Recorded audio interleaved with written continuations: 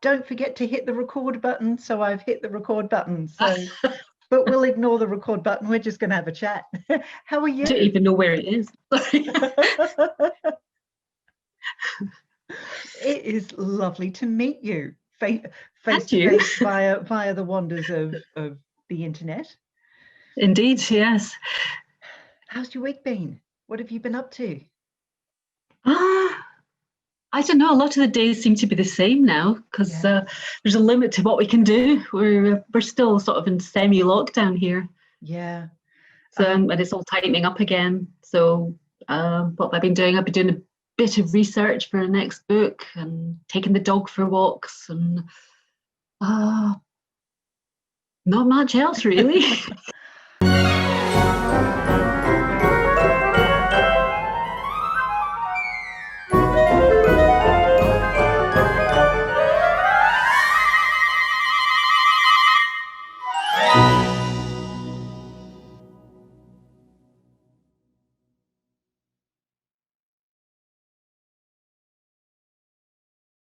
It's been a really yeah, may you live in interesting times, the odd Chinese curse, but yes, there's ways to I found that this year I've sort of reinvested in in home, doing a little bit of renovation, and spending a bit more time in our city and actually visiting places that I've never been to before, and I've lived in this city all my life, and it's sort of wow, I had no idea this park existed.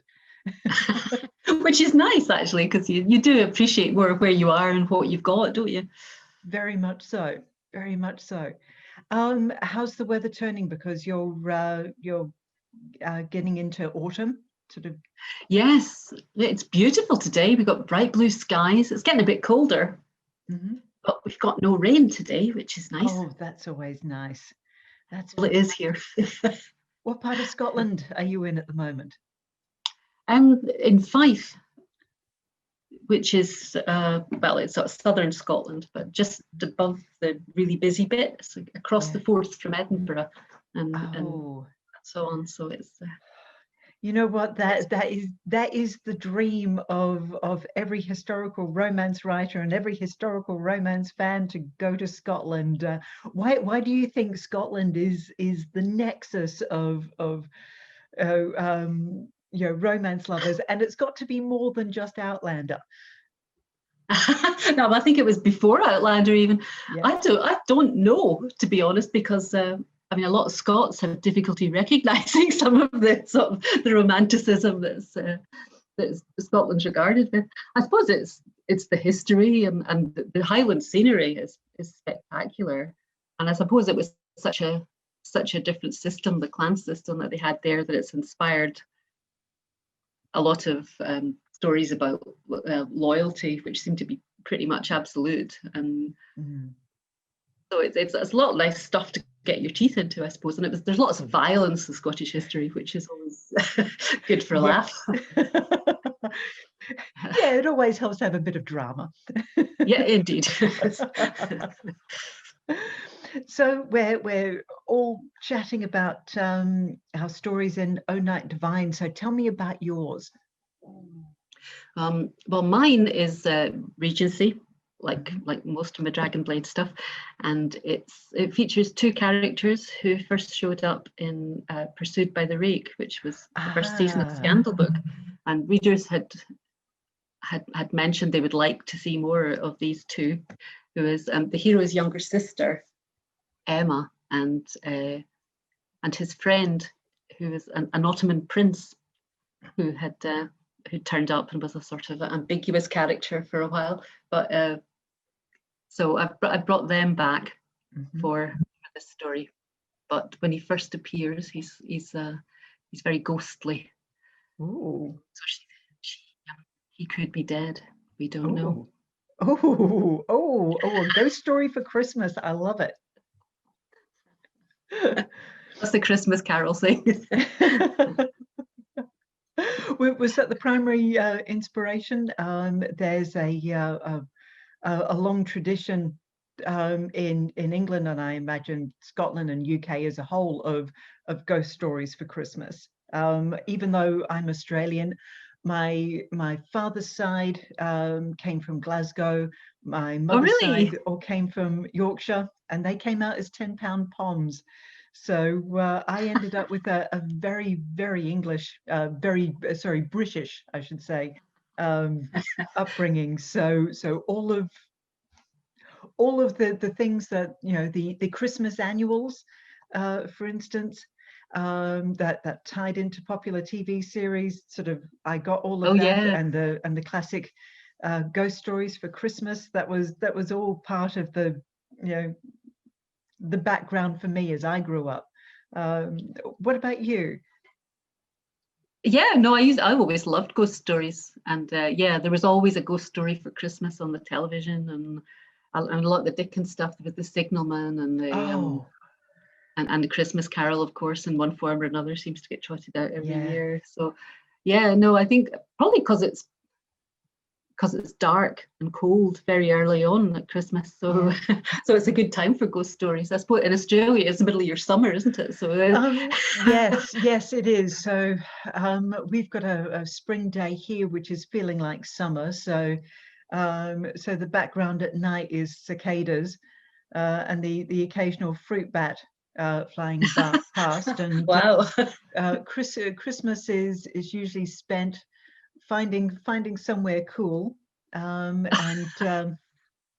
but Christmas itself, there's carols by candlelight, which is community events put on by churches and councils and community groups, and in a local park, local band, local choir, everybody's with candles or glow sticks and torches, and they sit and sing carols for a couple of hours. It's lovely.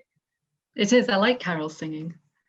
The best I heard actually was I was down in Wales studying, and we went to the pub in the local town, and they were just suddenly spontaneously burst into carols, and nobody can sing like the Welsh. It was amazing.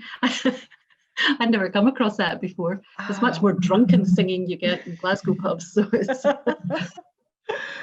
what is it about the Welsh? It's sort of gorgeous voices. I mean, sort of Tom Jones and Shirley Bassey, the two that come to mind. But it's the harmonies that it's sort of goosebumps. Yeah, it seems to come naturally. I mean, presumably they learn it, but it was certainly quite amazing to hear in the pub on a night close to Christmas. So tell me more about the series that you've taken, the younger sister and her Ottoman prince for the Christmas story. I absolutely love the premise of it. These you might think these poor women who are being put upon, but in the end they fight their way out, with the loves of their lives, obviously. Mm-hmm. Yeah, well, the idea was basically that the Princess of Wales, who finally decided to leave Britain, where she was pretty much humiliated and had been for a number of years. So she decided to leave, and she left London quite suddenly. And the idea is that certain of her ladies in waiting were tricked into coming to that house after she'd left it, and things were arranged so much that a wild party was going on, an orgy basically. So they didn't know the princess had gone, so they run up to try and see if she's all right, but no one has the nerve to go into her room, because she was a bit of a, how should we put this politely, she's a bit of a wild lady. So they thought she had a lover in there, so they didn't want to go in and disturb her. So they just stayed quietly in their own little room, and then in the morning they discovered she hadn't gone. That she wasn't there. So after that, they were all ruined because they'd been seen, and there was an article in a newspaper as well, which grassed them up. So they were pretty much done for. So it's just the different ways that they find to deal with this, whether they immediately run away or try to fight back, or So it's been really good fun, I must admit. I've enjoyed this. I love the concept. I think it's absolutely brilliant. You must have an absolute ball. Oh yeah, no, I have had. Though I have to say, the idea wasn't originally mine. It actually came from Kathryn Leveque. She mentioned it, and I thought, oh no, that won't work. I don't think I can do that. And then I went away and I looked at it and I thought, hey, can I nick this? and so I did it. But it's been really good fun now. Fantastic. And you've had such a wonderful reception to the Blackhaven Brides. You know, what is yes. it? At least 14. There's more all up, including the novellas. Yeah, there's 14, and I think a novella as well. 14 included the Christmas novella. I think it was counted in the 14. Was there another one? Oh yes, was there? Oh, there was. Yes, there was a Wolfsbane one. The World of the Wolf Pack. There was one of those as well. It was set in Blackhaven. Did you? Yeah, no, I was really surprised by how well they did. It was really good. I was really, really pleased. How difficult was it to extend the series, because you had a set number in mind, and people kept saying more, and Kathryn kept saying more. Do you find that sort of right? Okay, where am I going to get this next idea from? They seem to actually come quite easily, because the concept wasn't very limited. It was because you had this little town into which you could bring all sorts of people from anywhere and let them have any kind of adventure they wanted to, and meet anybody they wanted to. It wasn't like you're stuck with one family or a certain school or whatever. So anybody could come and go. So it left things open.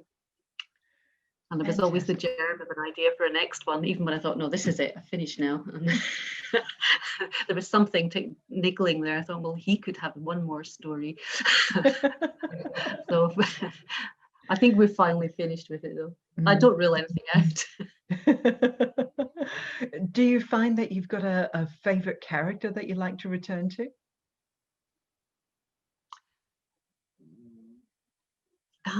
I don't know if I could say just one. Some of them are convenient characters, like the ones that live in the castle and so on.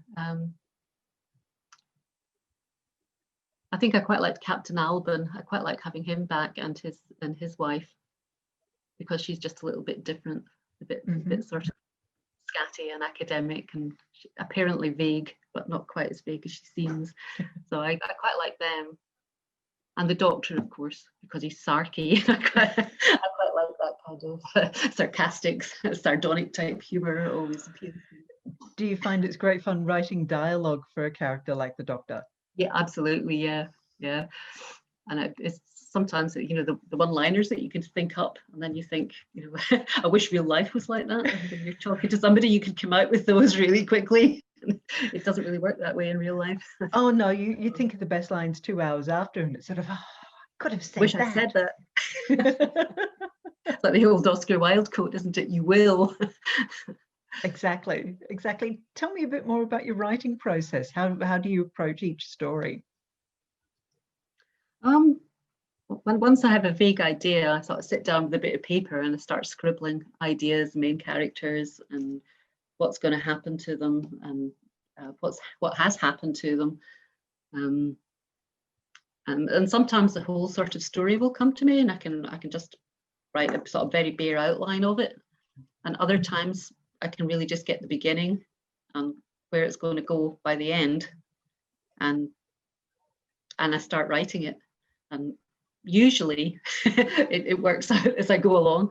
Other times it gets a little bit more difficult, and I have to sit down and do a bit more thinking about one bit or another. So I plan that out a bit more carefully and then move on. So it's a sort of combination of butter and pantster, really. No, I identify with that, and especially when you've got a number of different sub threads happening. Yes. And it's sort of, right, okay, this one will have to run to here, and then that one's going to overlap a bit more. Then you've got to bring that back in. Yeah, there's a lot more thinking about it, and it's sort of right. Okay, take a step back, take a look at the land again, and yes, exactly. plot that And way see, forward. yeah, so that you can try and get an exciting bit at the end, because you don't want to sort of solve everything. Da, da, da, da, da. You want it all to be so wondering about, and then so boom, back just at the end. Yeah. Though it doesn't always work out quite that conveniently, but quite painfully. Characters and plots have a mind of their own. They do, sadly. Oh, brilliant. Brilliant. So how many are you planning on your new series, or is that leaving that open to extending beyond the current contract? The new series that I'm researching just now. Yeah. Well, at the moment, I'm contracted for 3. It's a sort of mystery, a Victorian mystery romance series. So I haven't tried this before. So we'll try 3 and see how that goes. If it's popular, and if everybody likes it, and people want more, I'd probably be happy to. I love mystery stories, so yeah, it's a genre I'd really like to get into. They're great. They're great fun. I enjoy the mystery aspect of it, because it provides something outside the relationship of the couple, and your hero and heroine have to work together to solve this external mystery or this external threat, and I really enjoy seeing the dynamic of the hero and heroine working together. Yeah, that's exactly. That's always been a great appeal to me. It was really interesting. I read a book ages ago. In fact, it was somebody's doctoral dissertation that they've ended up publishing, taking a look at investigating couples, starting with Nick and Nora Charles. I don't know if you know the Thin Man. Oh yes, series. I love those. Yeah, absolutely brilliant. And then they went on to John Steed and Emma Peel, although not technically a couple, but just looking at the dynamic, and then moving on to Mulder and Scully from the X-Files, and just looking at the evolution of, you know, hero and sidekick to then being equal partners, and a hint of romance in there as well. And I picked up that book maybe close to 20 years ago, and I have to say that's always been in the back of my head when writing characters. It's it must be worth reading. I'd quite like to have a look at that. I'll definitely send you the link to that. Yeah, do please. And great fun with that as well. Yeah, so because we're talking a little bit about Christmas and the anthology, tell me a bit about Christmas for you. What does that look like? Oh, it's a kind of a lazy day now, because it's just my husband and me and the kids. We don't have grandparents or family that are close enough to come and stay with us or anything. So it's really just a quiet day with the family. And we have a big Christmas lunch or dinner, depending on when it gets made. A few glasses of wine, and we get up in the morning, give each other all the presents and things like that. And the dog goes nuts with the paper, and then we have Christmas dinner and watch a bit of telly and have a bit of a chat and stuff. So it's usually a really nice day, actually. Actually, and that sounds very similar to ours as well. We my husband and I spend Christmas with friends of ours and their 2 daughters who are now young adults, and it's relaxing. Sort of casual, open the presents, big Christmas lunch, and then play a few. Well, go for a walk. You need to go for a walk, otherwise. Yes. Walk your dinner off. Yes, that's it. Then watch the Queen's Christmas speech, and then watch the Royal Variety performance that Oh, do you? the ABC, which is our equivalent of the BBC programs for each Christmas evening. So I'm not sure if they're going to do that this year. Sort of, yeah. 2020 is thrown everything like that into disarray. The theatres are still closed here. Yeah. So I don't think anything is going to happen like that. In fact, at the moment we're not allowed to visit other households. So I'm wondering if one of my sons lives in the next town along. So I don't know if he'll be able to come. I have to wait and see, I suppose.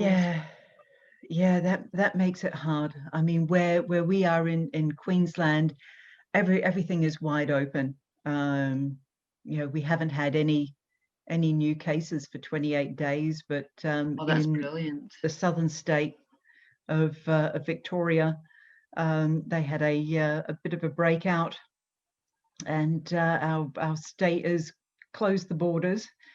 So, but they look like they might be opening those up again 1st of November, which conveniently is a day after a state election. So they say the timing is coincidental, but who knows? Who can tell? Who can tell? It certainly works out quite well. Yeah. That's brilliant. This has been a lovely conversation. I'm looking forward to doing more of these, including your new Victorian mystery series. I'm looking forward to seeing that when that comes out, and I'd love to have a longer chat. Lovely! Once you've got that new release. Yeah, I would love to. Thank you. It's absolutely a pleasure. I'm hoping that things will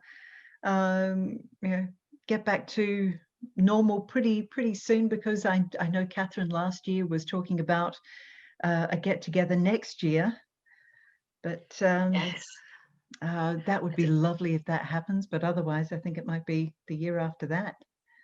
Yeah, I don't know how long it will take to get things back to normal, but depends on so many things, I suppose. But it's been so weird the way everything's changed so suddenly. That has been the most remarkable thing, that it's February and March just seems like a decade ago. In some ways, and in others, I feel like it missed the whole year. I still think it's spring. I still think it's it must be about April-ish. No. Anyway, it's good for us. It's a bit like a science fiction novel, I think. Only we're living in it. Yeah, it'll be interesting to see how that leaks out in the in our stories in the weeks and months and years to come. I think there might be some subconscious sort of little little reaction to that. I'm starting work on the sequel to Dark Heart, so my Roman era novel. So so that is set during the year of 6 emperors. So if we thought things were bad at the moment, in January they had Maximinus Thrax, and by October they had Gordian III, and another 4 emperors dead in between. That's a lot of emperors in one year. I look forward to reading that, because I really, really liked Dark Heart. I thought that was a brilliant story. Oh, thank you. Yeah, and set only 3 years later, and it's sort of, Rome's gone from bad to worse. And it's sort of, wow, I can take inspiration and get the flavor from everything that's happening outside at the moment. Yeah. How do you cope with this massive change? Yeah, brilliant. Yep. So that's going to be good fun. Now, just very quickly wrapping up, best social media for people who are watching this to find out more about you and your books? I'm usually on Facebook. What else? I have a newsletter and BookBub. Website. Tell us your website. Oh, sorry, MaryLancaster.com. It's really easy. That's fantastic. Thank you very much again. It's been lovely chatting with you. And with you. And looking forward to catching up with you again on social media and again with another Zoom call really, really soon. I hope so. Okay, thanks for this, Elizabeth. Right. Much appreciated. It's lovely to talk to you. Absolutely my pleasure. Okay. Okay. Have a good rest of the day. And the same to you. Thank you. Bye. Bye.